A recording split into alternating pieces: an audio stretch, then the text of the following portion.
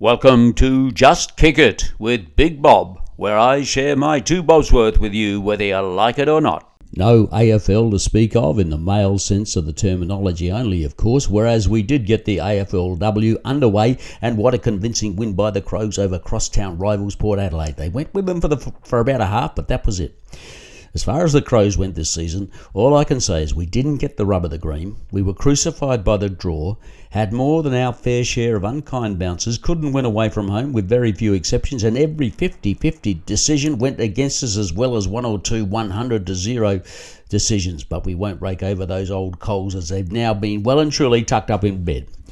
Still, as the actress said to the Bishop, it's not bush week, but it might as well be. What with Dagwood dogs being all the go down at Wayville, and not to mention the wood chopping and the Lamingtons at the CWA, but be that as it may, it does not shed any light on the question that remains of who will bring home the bacon as we stagger towards the big GF in 4 or 5 weeks' time. And as all you opera buffs out there know full well, it is not over until the fat lady sings.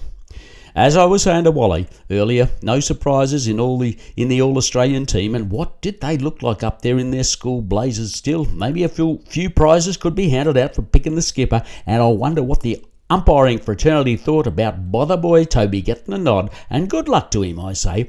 As they say, he who laughs the loudest has the last laugh. But they don't get to play, do they? And more's the pity. The fans want it, the players want it, and they deserve it. The AFL are missing out on some lucrative televisual airtime, if you ask me. But there's no fear of that happening anytime soon. When is the penny going to drop?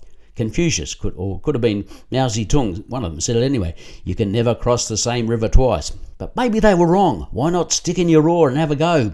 Bring back the Irish and the international rules games. Whatever happened to it anyway? The crowds loved it. The players loved it. Sure, there was a bit of push and shove involved, but don't all diplomatic endeavours involve a bit of biffo when push comes to shove? And Wally come up with a winning brainstorm. Get Guinness involved. Picture it. Guinness is good for you, and so is international rules. A free Guinness at every game.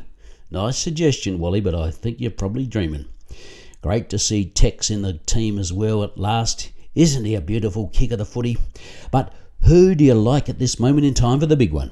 For a host of various reasons, they've got a little bit of leg speed that goes a long way in September. They are very good when they don't have the ball, and they play a good brand of contested footy. So the fact of the reality is that the Pies are the standouts, and if they don't drop the ball, as things stands at this moment in time, they would have my money on them if I was a betting man. Still, having said that, the permutations are everywhere. It is wide open.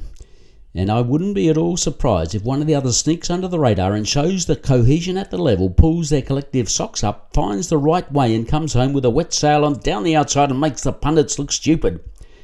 And by the way Brisbane have perfected the art of cribbing over the mark at each and every opportunity and exploiting this glaringly, obviously blind spot of the umpies, thus gaining valuable meterage that adds up over the day's play, I wouldn't be surprised if they are there when the whips are cracking.